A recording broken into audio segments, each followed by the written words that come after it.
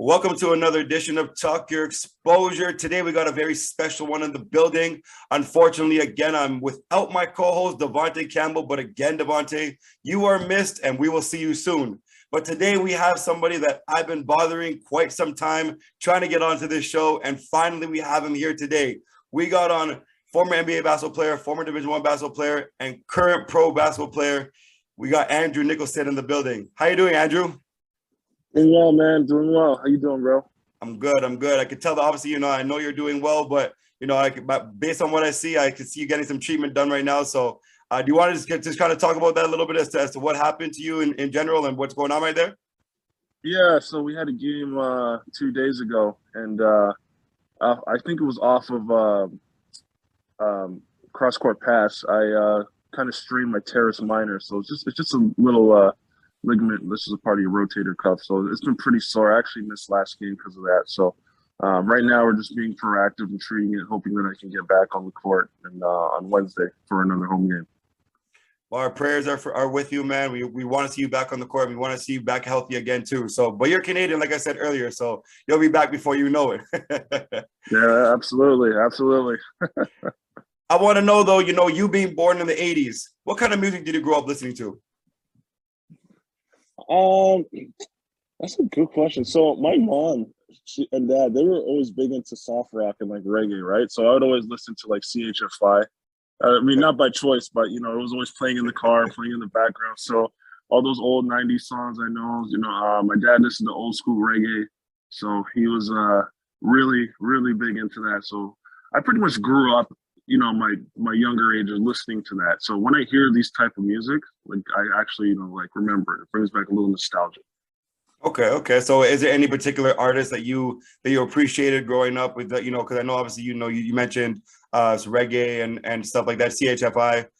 So was there anybody in particular that you were like, yeah, I mess with that guy. That's my guy.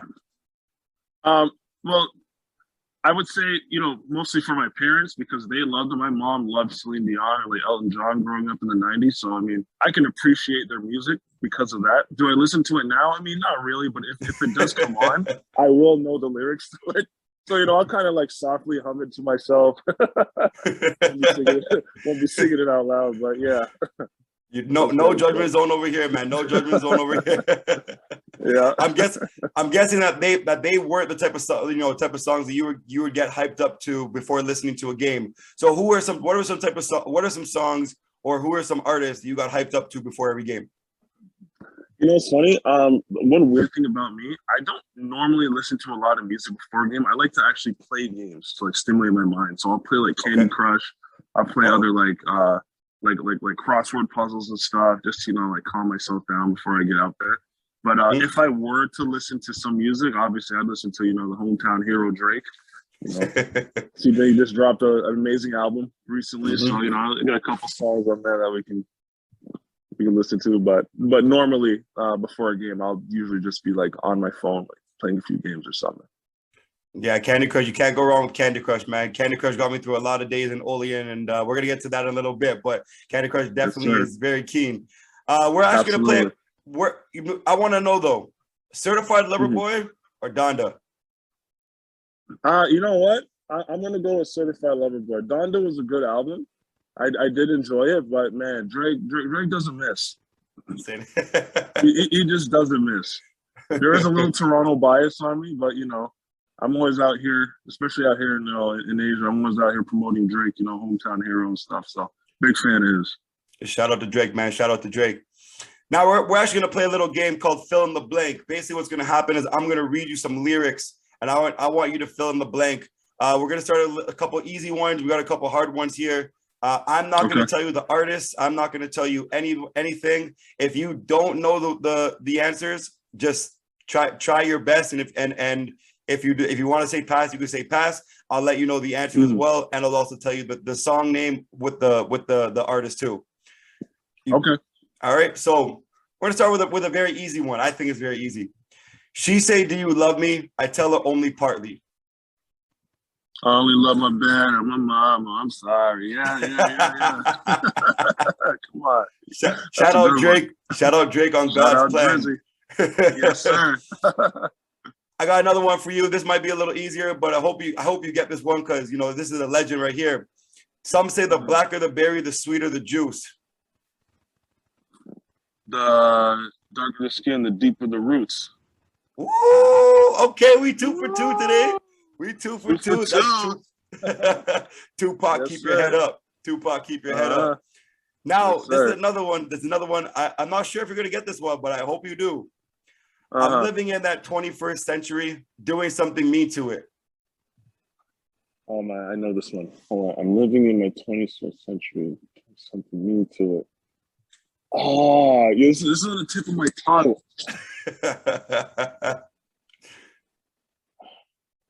Okay, what is it? What is it? Doing better than anybody you ever seen do it. Kanye West, Power. Kanye West, Power. Oh, Power. That's what it was. Oh, okay. I should have asked you if you know the artist, if you know the song. If you knew that, then I would give you the point.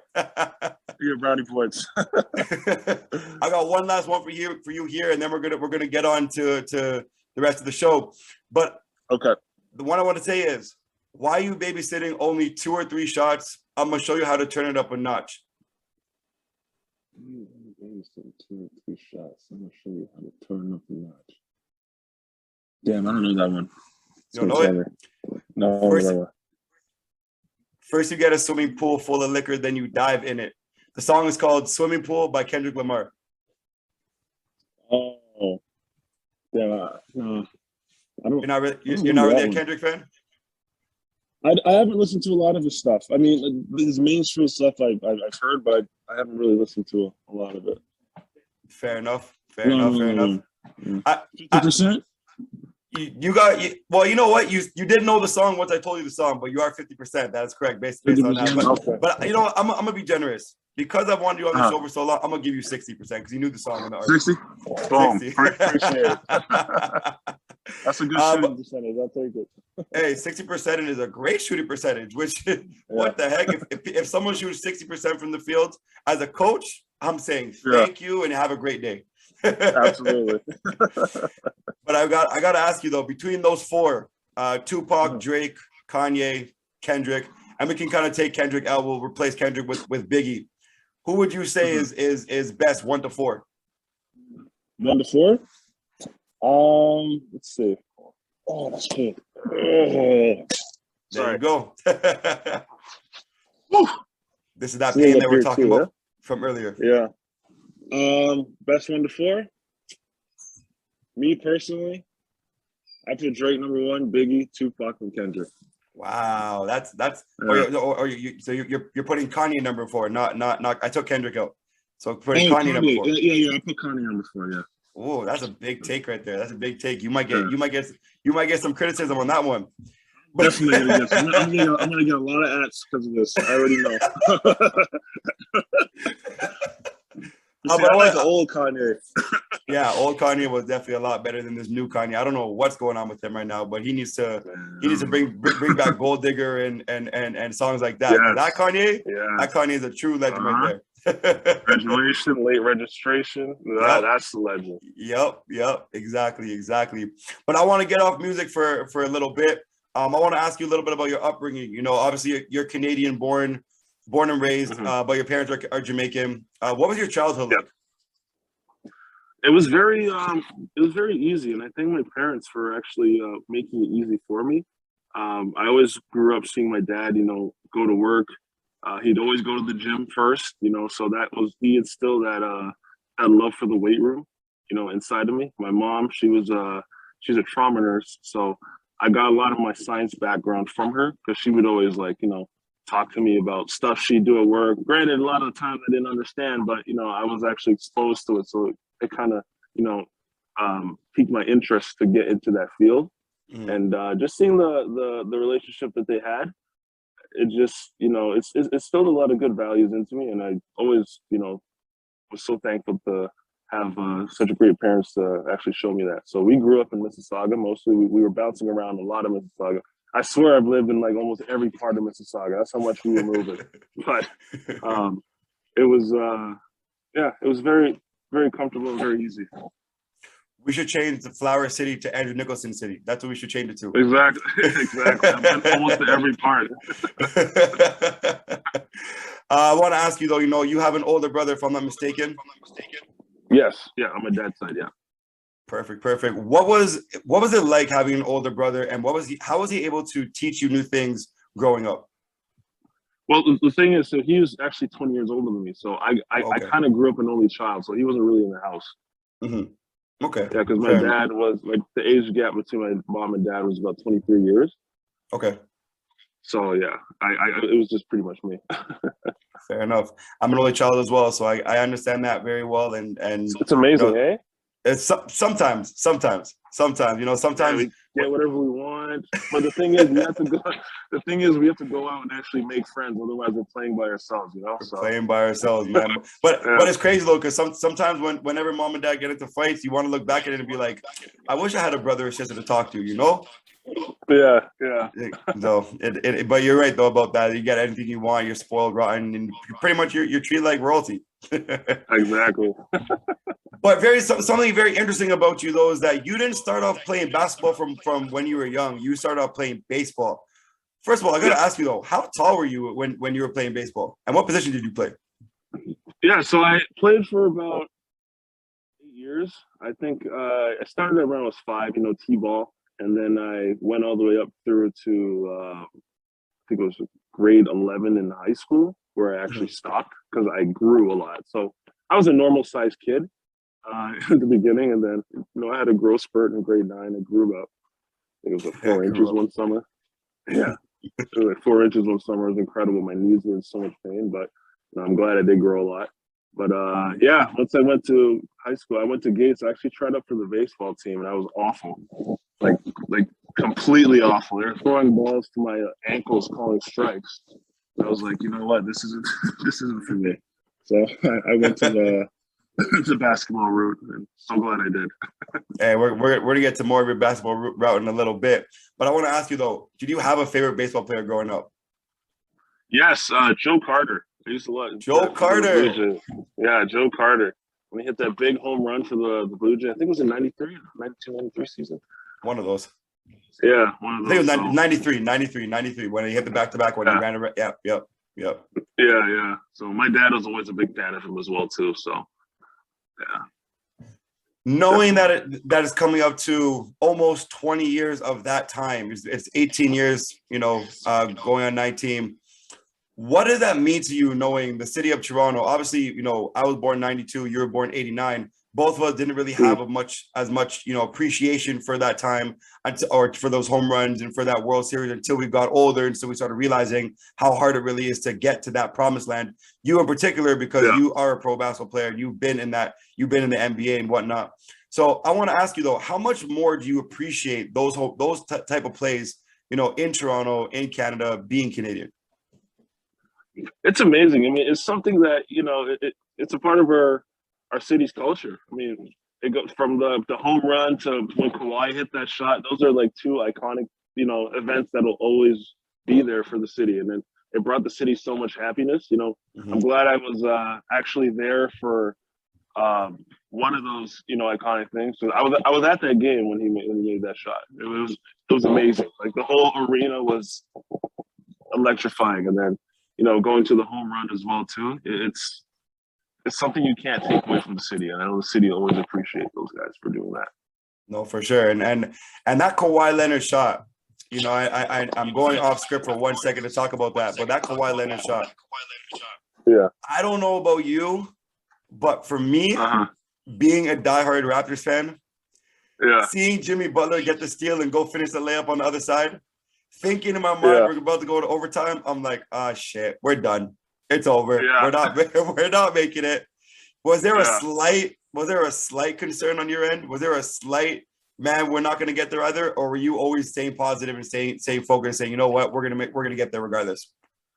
It's funny. So during that game, I hope I don't get a lot of heat to this, but so one of my old teammates, Tobias Harris, he was playing in that game. So I was there sitting beside his dad. So I was kind of neutral because I want to see my guy do well as well too. But also, I'm from the city of Toronto. So I wasn't really rooting for anybody in that particular game at that point. But once I saw, Jimmy make that, I was like, damn, these guys going to overtime. Philly might steal this one. Kawhi goes and he hits that amazing shot. I was like, oh man, this is like great for the city. Like I was so amped. I was talking to JYD the other day, and I actually asked him. I said, if you take that shot, you tell Kawhi Leonard to do the exact same play 20 times in a row, do you think it would be recreated the exact same way? He's like, absolutely not. yeah. The way it just bounced in, I was like, wow. Exactly. And if only that happened, 18 years ago with Vince Carter, man, who knows? Or 18 years ago with Vince Carter. Who knows what would have happened for the city of Toronto then? Oh my God. Oh, man. That would have been nuts. Exactly. But I want to ask you though, after your high school career, you stayed in Toronto, or Mississauga, I should say. You went to Father Goats. You were one of the people that made it far in basketball that didn't decide to go to a prep school route. First of all, shout out to you for that, for staying in Canada, for staying in Toronto, and still taking your talents south of the border after high school. So shout out to you for that one. But after high school, you committed to St. Bonaventure. But I'm curious to know, who else was taking interest in you? Not a lot of teams, actually. I remember one team in particular, St. John's. They came and they took a little interest, but they said, I wasn't athletic. I didn't really move well. They weren't too certain, so they kind of passed on me. And then 4 years later, I hit a game winner against them. Shout out to St. John's. I'll let y'all know. So let him know, man. Let him know. It was amazing. And then I had like just smaller schools like University of Buffalo, and I wasn't really highly recruited out because for me, my route that I wanted to take. Coming out of high school, I just wanted to get a free education and become a doctor. That's essentially what I wanted to do because I have a lot of doctors in my family. So I didn't actually know I was going to be pro until my third year at St. Bonaventure. My coach sat me down. He's like, Drew, like you're doing very well. If you really want, to make some money playing this game, like you can be a pro. You just got to lock in and, you got to want it. And then from that day on, I was like, that's going to be my new goal. So I switched from studying chemistry, and I went to physics because chemistry was kicking my butt. So we had 3 labs a week, and we were traveling. My partner was getting pissed off because I was like never there. Then I had to come back late, and then we'd have to do make up our lab at like 10 p.m. I remember I came back, and he was just so upset. So I went to physics, and it was 1 lab a week, which is a lot easier, and it was more theory based. So I could put more of my energy and time into getting better as a basketball player to get to the next level. Math, science, not for me. But English, geography, that's for me. So I'm on the opposite side of the spectrum of that one. So good for you for being able to keep up with that and be able to, take science and put that into your everyday life. But for me, See, for me, it's opposite. Like English, I cannot sit and write like a 6-page paper. I can't do it. Okay. I don't know how to do it. Like I'm not good at like fluffing. I'm like straight to the point. I'll give you an amazing page and a half, but 6 pages, no, that will kill me. It's funny you mentioned that actually, because for me, my very first paper in college, I went to JUCO before I went to university, but as you know, I went to Jamestown. But I went to Polk State College before I went to Jamestown Community College, which is in Florida. Yeah, I gave a paper and it was a 5-page paper. My teacher looked at it, ripped it in half, and said, "This is failed." I said, "What do you mean? What are you talking about?" She said, "No citations, not good enough grammar." And from that day forward, I was like, whoa. I had to sit with her and I talked to her for about 2 hours trying to figure out what I can do better, how I can get on track, and how I can make this, how I can get my English grade up, because obviously I don't want to fail. And you know how it is in the States, a 65 is a fail.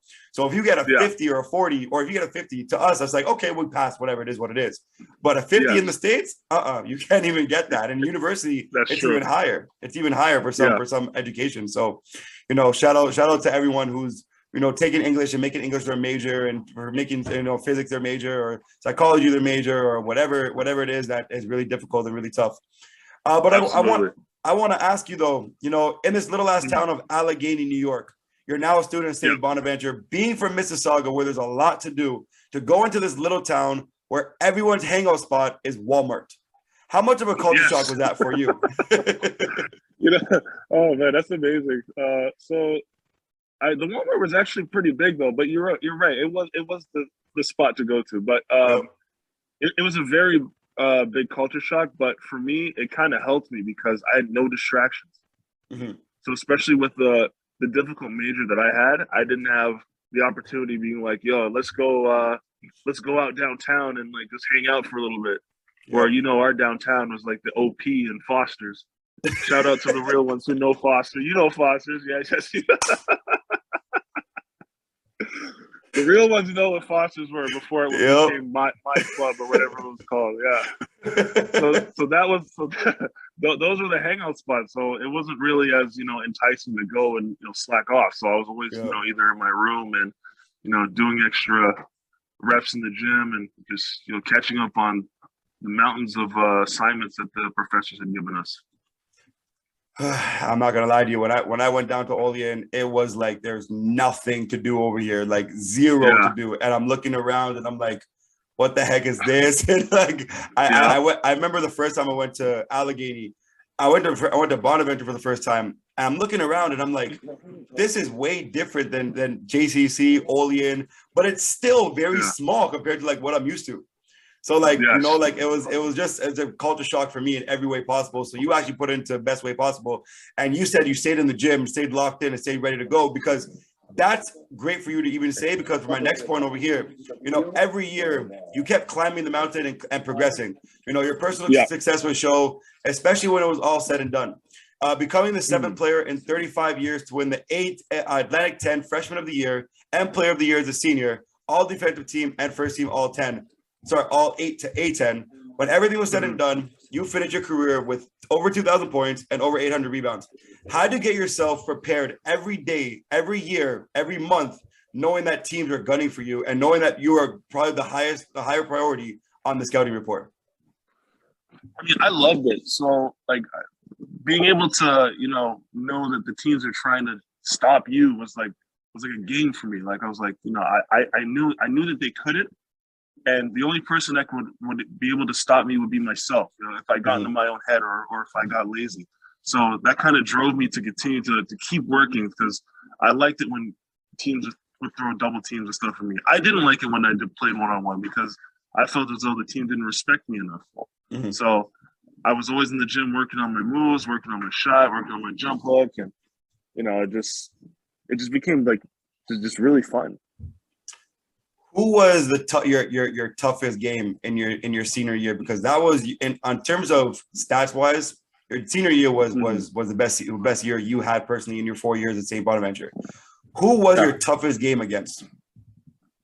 My toughest game. I didn't really have a super tough game in senior year, but I will tell you, it's my freshman year. The guy from St. Joe's, Ahmad Nivens, you remember him? I've heard of him. Yeah, so he was, I think he was player of the year that year. He was averaging 20 and 10, and he just kicked my ass. Oh my gosh. I was so I couldn't do anything against him. And coach came up to me after the game and he was like, see that guy, Ahmad Nivens? Like, he's a pro. He's a pro. That's the level you need to get to. And I would always replay that game in my mind, and I would just continue to push myself in the gym because I wanted to be like him. Because he was a big, strong, 6'9", same position, great footwork, super strong. And because he did that to me my freshman year, I always wanted to be, at his level. So I pushed myself and trained myself to get to that level where I was doing similar things that he was doing when I got to my senior year as well, too. And you know what? It's funny because I messaged him a few years after I graduated. I was like, man, I got to thank you. He was like, for what? I was like, the time in St. Joe's where you just brutally destroyed me, it let me know that, I'm not at that level yet. So I got to see someone, at your level who could push me to get to that level as well, too. And he was like, I appreciate it. I was like, man, I appreciate you, man. Like, he really did help me get to that level. Shout out to him, man. Shout out to him. Yeah. But I want to ask you though, you mentioned your coach about how he brought you into his office after that game, and he sat you down or whatever the setting was that he spoke to you about this. Yeah. But how much of an influence was Coach Smith to you during your basketball career at St. Bonaventure? Schmidt was great. I mean, he taught me the value of discipline. So with him, his biggest thing is he hated guys who would be late. Like he hated it. He always made us the saying where he would always want us to be 10 to 15 minutes early to where our appointment was. So if we had shooting time at like 10 a.m., he'd want to see us there like 9:45, 9:50, stretching, getting ready. And that really hit me, home because I hate being late as well too. So when I went to the NBA, I wasn't late for anything at all because I always used to apply this rule. All 5 years, I wasn't late for one thing. You can ask any of the teams because, Schmidt really instilled that value to me. I hate being tardy because if you're late, it's either you're not prepared or you don't care. Mm-hmm. And he always used to tell us that as well too. And I didn't want to be a guy who was not prepared, or I didn't want to be labeled as a guy who didn't care. Fair enough. Just his offensive schemes, his plays were just genius. He'd run plays for me where I would literally end up somehow under the basket with the ball in my hand and no one's on me. And I just got to throw it in. Yeah. Wow. So, yeah, amazing coach. I got to get my hand on that playbook because, shoot, if I want to be talking about that same way. I'm telling you, man, you'd be like, yo, I'm this open? Just throw it in. Oh, my God. Sometimes as a coach, it's very difficult to try to find different X's and O's. And I'm sure, I'm not sure if you've ever coached before, too, but for me in particular, it's finding that understanding of who to coach, how you're coaching certain players, who to put in different situations. Obviously, if I was coaching you, I would coach you differently than I would coach some guys I've coached in the past. So, it's really just understanding your players at the end of the day. But I want to ask you though, what was that conversation like for you? The conversation you had related to your pro career, or becoming a pro and getting your name out there. And now people are talking about Andrew Nicholson. What was it like, that conversation with Coach Schmidt? Yeah. Hearing about you possibly being a pro for an NBA. It was actually surprising for me because, I didn't really think that I was going to go that route. And the fact that, he was someone I trusted and he knew that, he's coached pros in the past before. I think he had David West and James Posey. He used to coach them too. So the fact that he saw talent in them and he saw the same thing in me, I was like, man, that maybe he's right. Maybe I can become a pro and I can become, someone who can play at the next level. Mm-hmm. Fair enough. I want you to talk to us about the process leading up to the NBA draft. What were these camps what were these camps like, and what were the different team workouts like? And can you give us a story of your best workout? Yeah. So I worked out for, I think it was 13 teams, and it was very different for me because, the amount of travel, I hadn't been to all these different places in the United States, to work out for the teams, and sometimes you have back-to-back workouts. So it's kind of like simulating like an NBA season where you'd work out one team and then you fly to the next city and work out again. Mm-hmm. So it was exciting. It was tiring, but it was definitely an experience I'll never forget because you get to see, different superstars from different teams. I remember I went to Miami. I saw LeBron. I was like, holy shit, that's LeBron James right there. His ankle's taped, And I think my best workout was probably with Orlando. I just couldn't miss that day. It was fantastic. And the 3-on-3s we played, I was killing it. And Oklahoma City was one of my great workouts as well too. And it's funny because I had a good workout with them. Rob Hennigan, who was the assistant GM at that place, got hired as the main GM in Orlando. So he said that because he saw me work out well in Oklahoma City that they decided to pick me. So it was, it's amazing how it worked out. Other than Orlando, and I don't know if you're allowed to answer this or not, but other than Orlando, was there a particular destination that you wanted to go to? For me, I didn't really have honestly Toronto. I would love to have been to Toronto, but I think their pick was 6 or 7 that year. And they had another pick in the 40s. And my agent had already told me I would probably go mid to late first round. So I didn't think that I was going to be in their range unless, I dropped all the way down, which I didn't want to happen either. But obviously, playing for your hometown would have been amazing. But being in Orlando was such a blessing. You're in a warm city. Disney World's around the corner. I can't tell you how many times I've been to Disney World when I went down there. Mm-hmm. The people were nice. It was a small, cozy city. It wasn't too crazy. Mm-hmm. And yeah, it was just. I'm glad I went there. I'm gonna go back. Obviously, I got some people down there. I'd love to go back and visit. So at some point, I'm gonna go back down there and check out O-Town again. Shout out Orlando, man. Like I said, I went to school in Polk County, so I know a little bit about Orlando, Tampa, Miami. Yeah, Polk County is right in Lakeland, so anybody that yeah. knows that little area, those little small counties, man, that's why I went to school. Draft night comes though, you get drafted 19th overall. Walk us through your emotions of the day leading up to being picked by the Orlando Magic. So originally, most people traditionally they would go to, I think, was it in Brooklyn that year? The draft, it was in Brooklyn or Jersey or something like that, to go up there and shake the commissioner's hand, But I'd been traveling so much, I just wanted to go home and see, my friends and family in Toronto. My agent was like, okay, we can make it happen. So I went down there. We rented out Real Sports. We had a couple hundred people come to support. And I remember getting the call after Denver made their pick. And my agent said, you might be next. Congratulations. Let's have a good one. Then they ended up calling my name, and it was just so surreal. It's like, wow, I'm made to the NBA. Oh my gosh, I'm finally here. Now let's get this going. I couldn't wait to get down to Orlando and get it started. Hey man, that's honestly a dream come true. Being able to hear your name being called by David Stern at the time. Yeah, David Stern at the time. Yeah. Rest in peace, David Stern. But that's definitely an honor and to be able to hear his name or your name being called by the commission of the NBA at the time, and that's, like I said, a dream come true. So shout out to you on that. Congratulations to you on that. I want to ask you though, during your NBA career, similar question that I asked you earlier with St. Bonaventure. Who was somebody that when you saw on the schedule, you were excited to play against and you knew you were going to go for 20, or the complete opposite, that you knew was going to be a battle if you didn't come prepared? I thought every game would have been a battle because, in the NBA, everyone's like the best of the best. So I always tried to come prepared. I always, had my offense ready, tried to play great defense against them. I knew, I think our second game we played the Spurs. And I was going to be matched up with Tim Duncan, and he's just so fundamental. It's just amazing watching him, just how smooth he is and just how knowledgeable he is. And then we were going to play the LeBron in his prime with the Heat.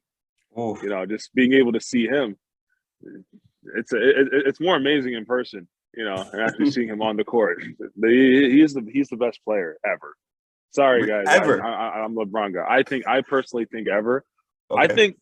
I think MJ's the most unstoppable player ever, but the best overall player, I would have to say LeBron. I mean, statistically, it's not even close.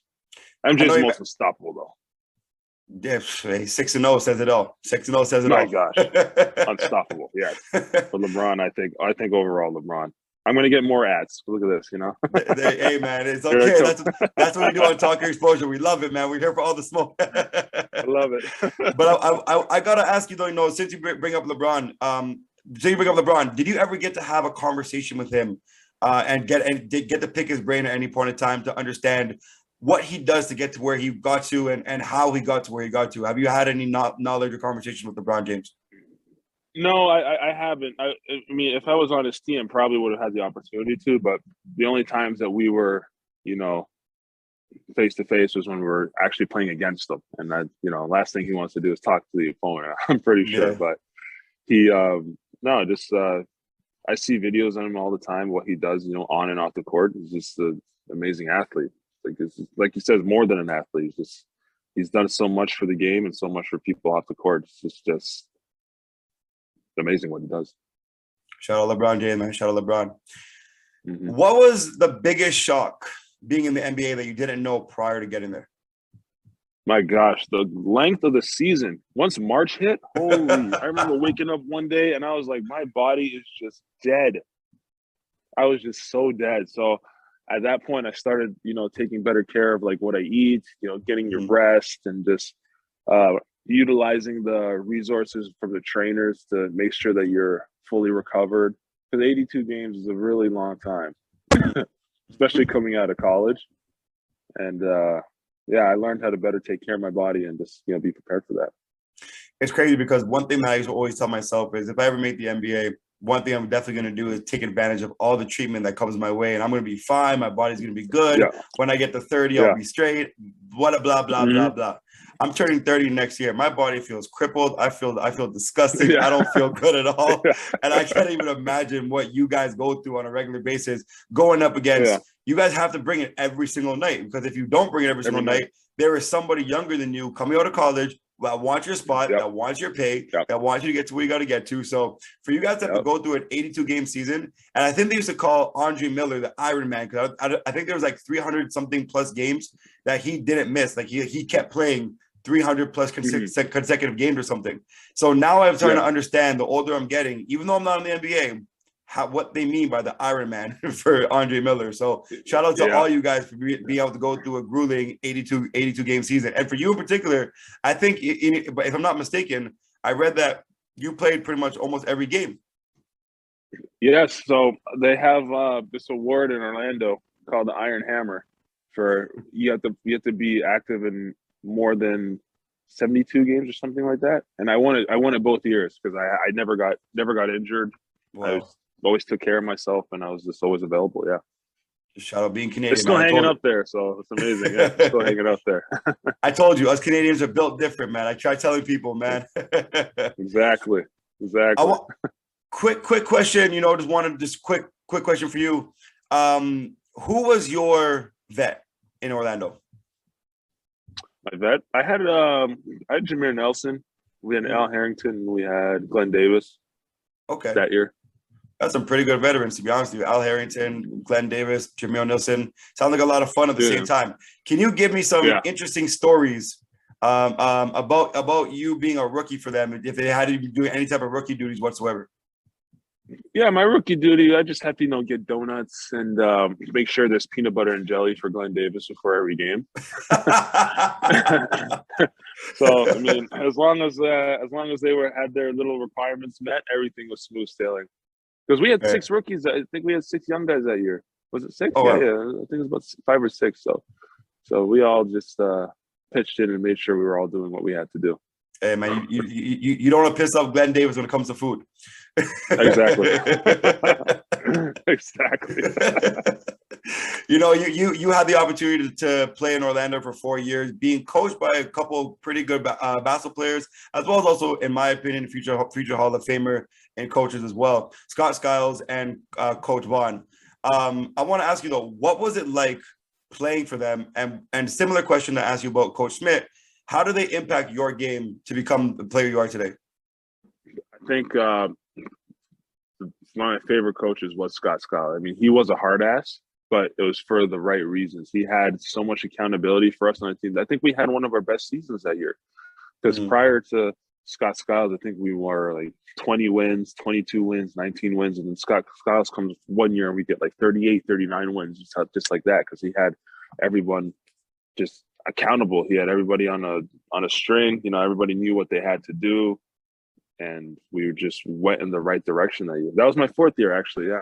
He put me back in the position where I was able to play well and get my 2nd contract from Washington. And just playing for him was, it was great. It was great. Mm-hmm. I knew on the floor, like, I had to do my job or I was coming out, and as he had that for everybody, all from the first guy all the way down to the end of the bench.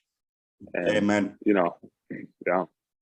Holding people accountable, no matter who it is extremely important in the game of basketball and life and sports in general.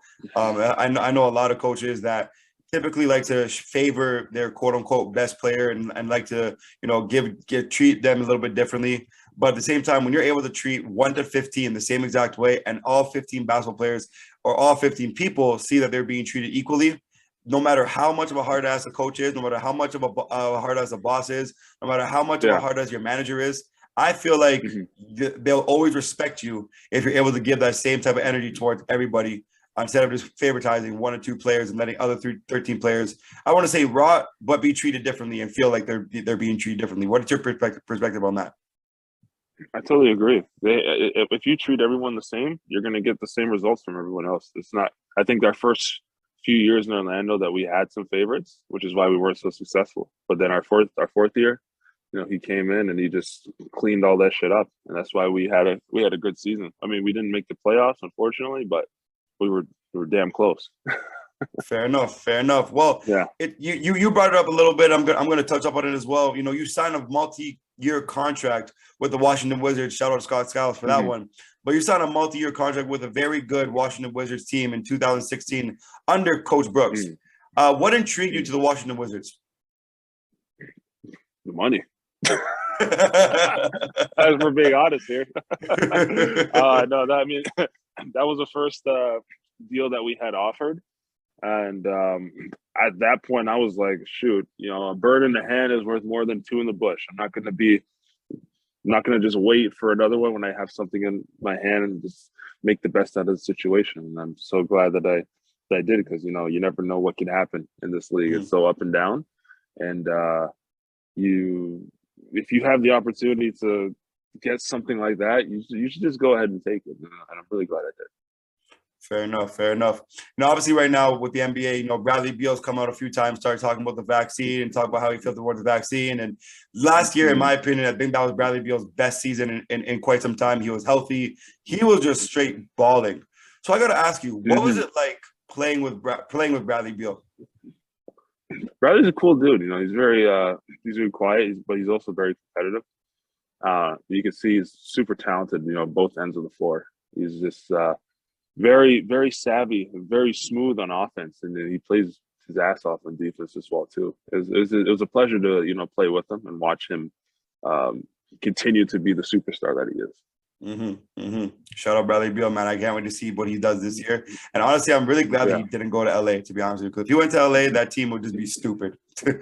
Yeah, I know, right? That team. I think he didn't meet the age requirements, so that's probably why he didn't go.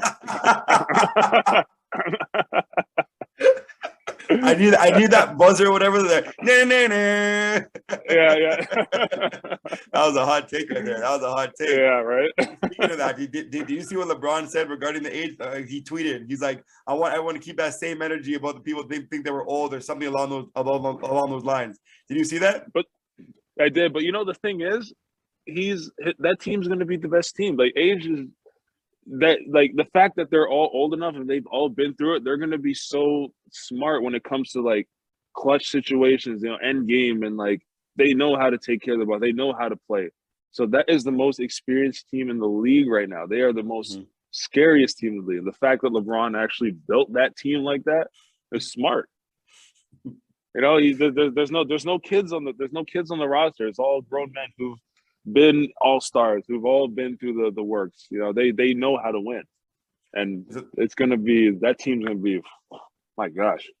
There's about 5 or 6 Hall of Famers on that team for sure. The starting lineup, incredible. Hall of Famers. It's crazy. Yeah. It's crazy.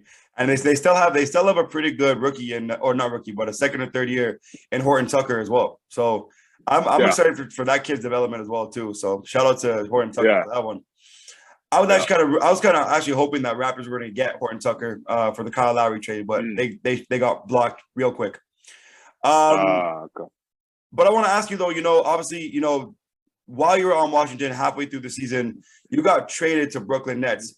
This being your first time being traded, what did you feel in that moment after hearing that? A lot of players talk and say, honestly, I don't like being traded. It's not a good feeling. You got to get up and move everything somewhere else. So what was it like for you? Yeah, I did feel that way, but then honestly, it's a part of the business. These teams are paying you a lot of money. You're getting the best end of the deal. So if they want to go ahead and ship me to another team where I'm making the same amount, let's go ahead. I'll pick my stuff up. I'll go there with a smile. I have no problem with that personally. But I do understand how some players could feel like, they're just like an object, depending on how the teams actually trade them. But if you look at the grand scheme of things, a lot of people would love to be in that situation. I bet, like I could walk up to someone random right now, hey, do you want to be in the NBA? And they just randomly trade you, you still make the same amount of money. So they'd be like, hell yeah. So, I mean, it is a part of the business. I know you do make relationships and you do make friends and your teammates that you were on the team as well too. But sometimes you gotta, step out the bubble from the outside and look in and be like, you're in a great situation. It's nothing to really be, sad about. It's just a part of the business. 100%, man. And speaking of business, was that the moment that you realized that the NBA really is a business? It is, yeah. It really is, because the GMs are telling you, but we like you a lot. We want you. They're going to tell you what you want to hear, but they're not going to actually tell you how they feel. Mm-hmm. So I mean, and that's unfortunately a part of business. Most businesses are ran that way. The boss will tell, "Oh, you're doing great, doing great." Next day, you're gone. So all you can do is just worry about yourself, worry about your family, and just take care of what you need to take care of. I mean, after I went to Brooklyn, I got traded again to Portland, and where I put them over the salary cap, and they waived and stretched my contract. And I was like, okay, if they want to do that, I'll just go somewhere else and, continue to, play anywhere where, I'm wanted and where I can be successful. And you did exactly that. After your NBA career, you started playing, excuse my language, excuse my pronunciation. I don't know if I'm going to be able to announce all these names correctly, so help me out here if need be. But you started playing in China for Guangdong Southern Tigers. Did I say that correctly? Yes. And then after that, you played for Fujian Sturgeons. Yes. And then you played for Guangzhou Loong Lions. Guangzhou Loong Lions. Talk to us about these opportunities and how they came about. Yeah, so after my situation with Portland, they waived and stretched my contract for over 7 years. So my agent came up to me. He was like, we can go the non-guarantee route and see if you can make it back onto another roster, or we can go overseas. And at that point, I was just done with the NBA because I was just getting thrown around like whatever. So I was like, okay, let's go somewhere where the money's guaranteed and I can get, paid by two teams. I was like, might as well make the best out of the situation. So we ended up going to China. The first year in China, my goal was to, play well and then try to get back into the NBA at that point. But after the first year, I was like, I kind of like this place. And let me come back a second year. So I went back, signed to another team, made some good relationships there, some good friends, had a good run. And I was like, let's keep it rolling. And I went to Guangzhou. And then last year I went back to Fujian, the team I was on my second year. Mm-hmm. And now I'm here in Korea because the CBA, they were going to start without imports this season. So there was a lot of uncertainty to what I was going to do, if I was going to stay home until November and wait, or if I can go to another opportunity where a team really wanted me. And that's how I ended up here in South Korea. Fair enough. What was the culture like out there in China compared to Canada? Obviously, we have, Little Italy, we have Chinatown, we have Spadina. You know what I'm saying? We have I think there's Jamaican Town as well. I could be wrong. I don't really know, but I know on Eglinton, on Eglinton. On Eglinton. I don't know what it's called though, but you know my drift. You catch my drift. To the viewers listening, hopefully you can help me give an actual name. But one thing I want to ask you though, obviously it's so different when you go to a different culture, for Chinatown in particular, compared to actually being in China. So what was that culture like? Compared to Canada and in China? It's complete 180. My first year was tough. I'm not gonna lie. The first half of the year was really tough. The food was different. There's virtually no English. I had a translator with me everywhere I went, and living there, it was tough to what I was used to, because in the NBA you get pampered.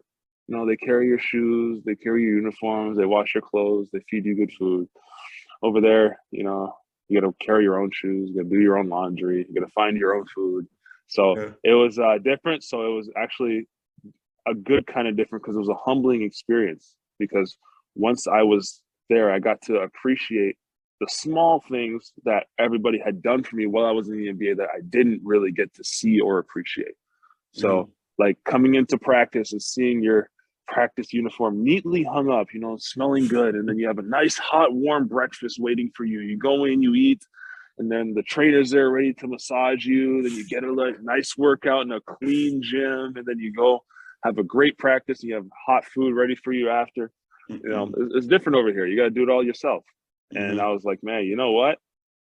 now I get to, see how being in that bubble, sometimes you get to neglect all the little things that you're, so accustomed to. Like I remember seeing like last season in our Chinese bubble, we had the food is terrible. The food is bad. And we were in the same hotel for 6 months. We couldn't leave. It was always practice, gym, hotel. That's all we had for 6 months. Mm-mm.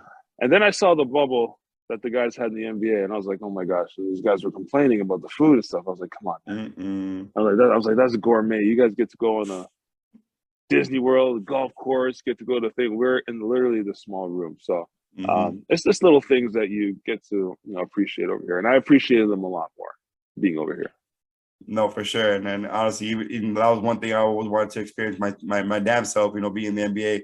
I wanted to experience, just getting that hot meal after practice, getting all the treatment that, came into it, and not having to do much anymore because, us being only children, you know how spoiled we are. So yes, exactly. so you know what it is. But exactly. I do want to ask you though, obviously in Love and Basketball, the end, one of the final scenes, the wife, I forgot her name, but the wife goes to Spain for basketball. She doesn't understand a word of the coach is saying to her whatsoever. And then after the coach gives her a little speech, pregame speech, she looks at her teammate and says, so what did he say? And she said, give you the ball. So I want to ask you the same thing. Did your coaches speak English? And if not, did you have a personal translator with you? Yeah, I have a translator with me everywhere. Let's say two of my teams in China, the coaches spoke English. The other two, they didn't. So essentially, being the import over here, you have to score the ball. That's what they want. Otherwise, you wouldn't be here. They want you to score the ball. It takes a certain type of player to come and play and be successful in this league to do that. Because I've seen a lot of high caliber guys come over here, but they just don't really fit into the system of what the league wants. Like they're great players. They play in Europe. They can play in the NBA. They're amazing players. But over here, it's totally different because you have to score the ball when the other team is planning to stop you. They're throwing 2 or 3 guys at you. You still have to find a way to get it in, and you have to win. And also the amount of the magnitude of how cutthroat it is over here. So if you're not scoring the ball, if you have a couple bad games, you're sent home immediately. There's no like in the NBA, like you have a contract, like you're good. You're going to play the whole season. No, if you have a couple bad games, you're literally gone. There's another guy walking in. You'll come in to practice and you're like, there's another foreigner here. You're like, yeah, it's here to take your spot. So well, luckily, I hope that's never happened to you. That hasn't happened to me. No, luckily, no. Thank God I can score. I mean, 26 a game says it all. 26 games says it all. Exactly. Last question I have for you over here before we get to our quick hitters. But I want to ask you, though, obviously you're currently playing, and again, excuse my pronunciation, but the Diego Cogas? Diego Cogas, yes. Yes. Let's go. Very good. Let's go. Yes. You're playing. You're playing for the Daegu Kogas this season. Other than a championship, what are some personal goals that you're trying to accomplish with this season? This season, for me, I want to be able to, just continue to get through the season healthy, continue to enjoy the experience of playing in a different league, because this league is different than how it is in China as well too. Hopefully I can play here as long as I can. Maybe I can go back to China. Who knows? It all depends on what the situation is. COVID has messed everything up. Everything. COVID's messed everything up. So, so just being able to, have a good time with these guys. Championships always is always a goal. But for me, just embracing the lifestyle here. Because the lifestyle in Korea is amazing. I could live here. That's how nice it is. I could actually live here. I'd have no problem living. Now the question is though, would your girlfriend be okay with that? Would your girlfriend be coming out with you to go live there with you? I've told her about it, and I wanted her to come, but because of COVID, she couldn't get in the country. Oh shit! So you need a visa to actually get into Korea. So that's the only reason why she's not here, and the reason why I've come. That's crazy. Yeah, I mean, honestly, I would have stayed here like after the season. I would have stayed here maybe like another month, but. Our wedding is in June in Cabo. It's been postponed 3 times because of COVID. Gosh. So Yeah, I know. Oh, God. Third time's a charm. She said, hey, even if it's COVID-22, we're still going over there to do it. And I was like, all right. So that's part of the main reason why I'm going back. Happy wife, happy life, man. Can't complain about that. Exactly. She won't let me stay. Hey, man, it is what it is. Yeah. Quick hitters for you to finish off this show. You know, I want to ask you first thing that comes to mind, whatever it is, you know, just to say whatever it is. Top 5 Canadian basketball players that are currently still playing, not NBA, just generally, just anywhere, NCAA, overseas, NBA, anywhere. Top 5 Canadian basketballs currently still playing. Canadian, okay. Me? No, I'm just kidding. Let's see. You better put yourself there. You better put yourself there. Jamal Murray for sure. Mm-hmm. Wiggins, he's cold. Let's see who else we got. I should throw another big in there. Wiggins going through a lot right now. I know. It's so unfortunate, but it is what it is. Yeah. Top Canadian. Put my man Corey Joseph in there, man. That's my guy. Corey's my guy. Corey's my guy. Dwight's my guy too. Dwight Powell. Mm-hmm. That's my guy. And I like Josh. Yeah. I put myself in there for sure as well too. any honorable mention? Honorable mention? You know what? You know who I really like? I like Josh Primo. He's gonna be a killer. Tough. He's gonna be a killer. Yeah. Yes, he will. Yes, he is. Yeah. But to be honest, for me, I got to put as an honorable mention Dylan Brooks. Definitely got to put D Brooks in there. Chris Boucher as well. I got to put him as an honorable mention. I think Chris Boucher will have a good career when everything's said and done. You know, he's doing some good things with the Raptors. So shout out CB, shout out DB. You know, hopefully those guys can get somewhere this year, get some more recognition, even though they got a lot last year. So I like what they have. If you could learn the game from any power forward or center in the game or who's played in the game, who would it be? If I could learn the game from any power, I'd definitely go Olajuwon. Skilled. So skilled. Man can score anywhere. Just dances on you, just jump hook, you know? Yeah, you get Olajuwon have that little shimmy shaking at the end, you know. Get people out their boots and stuff. Man's dancing on the block. Exactly. I got a tough one for you, but I feel like you're a Disney guy. Are you a Disney guy? Yeah, you know, I've been to Disney World so many times. Like, I like the theme park. Do I watch the movies as much? Not really, but you know, I do like the theme park and stuff. But yeah, let me get one. If you could be a guest star on any Disney show, which one would it be? Oh, like Disney show? Oh shoot. Okay, I don't know much of the Disney shows. I'll be honest with you. What's a popular one right now? I don't even know. So you didn't watch like Even Stevens, Zach and Cody, Lizzie McGuire, Hannah Montana. You didn't watch those shows when you were growing up? Oh, I thought you meant like right now, like Disney shows right now. Oh, okay. General. Yo, I used to love the show Smart Guy. I used to love the show. Smart Guy was a great show. That was a great show. He's a smart guy. Oh, yeah.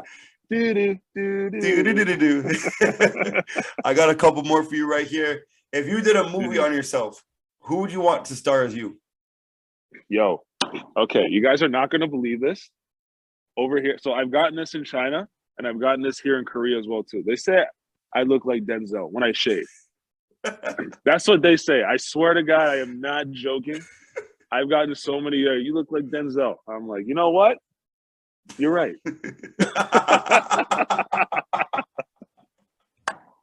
So I've been rolling with that for a couple years now. So yeah, I'm actually getting a haircut today. I actually need one. So we'll see. They're gonna say Denzel. They're gonna say Denzel. So Denzel can play me. Yeah. I need one too, actually. So I'm about to come up to your barber too. Yeah.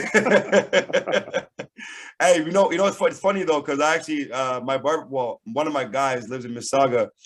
Is it the 777 double that the barbershop in Mississauga, right across from Central Peel High School? I haven't heard of that one.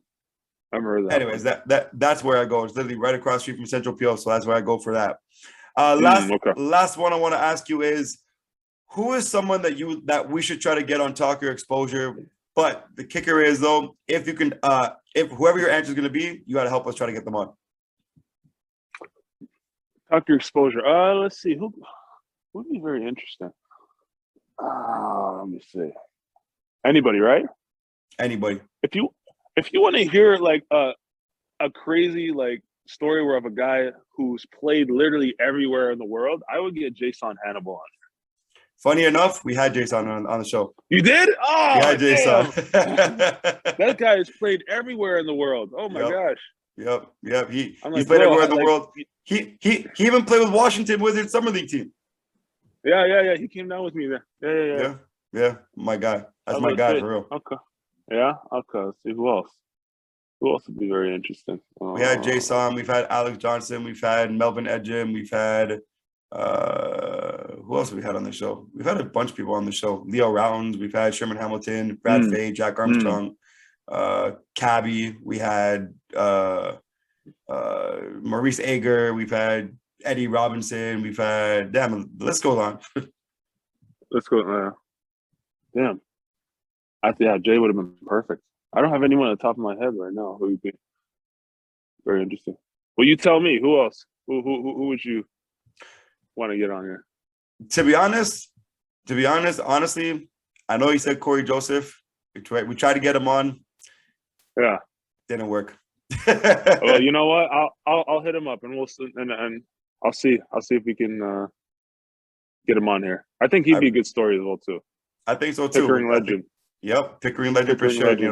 Just everything in general with him as well, just playing under Pop. I would love to hear Pop stories in general. Just, I'm sure you maybe even if you have any Pop stories, Pop's hilarious from what I see on Instagram and stuff. So he's hilarious. Just be able to hear that in as well. So, shout out Corey, and shout out you again for doing this. Shout out you for taking some time to talk to us, and thank you for no problem. Finally after me bothering you for quite some time. So no problem.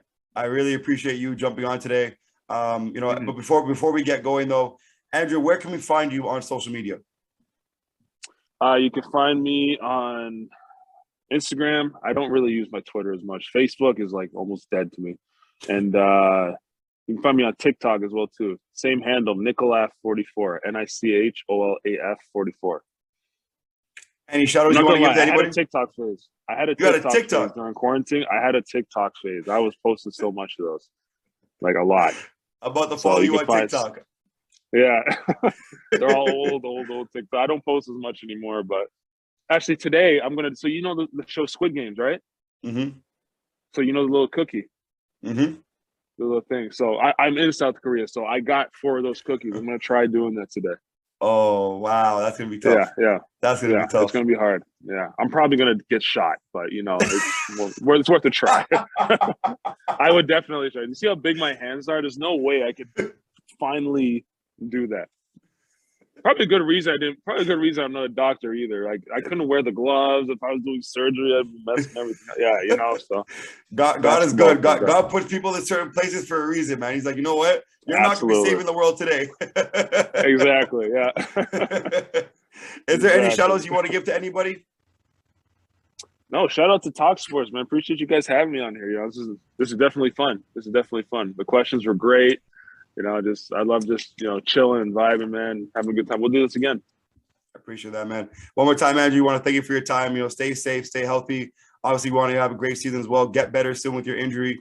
To everybody tuning in today and listening to the show, we thank you guys for listening to another edition of Talk Your Exposure. Subscribe to us on YouTube, Spotify, Apple Playlists or Apple Podcasts, I should say, Google Play, wherever you get your podcasts. We are all over the place right now. So keep listening to Talk Your Exposure, because I'm telling you, we have more and more guests, including the one today with Andrew Nicholson. One more time, Andrew, thank you very much for your time, and we look forward to seeing you down the line.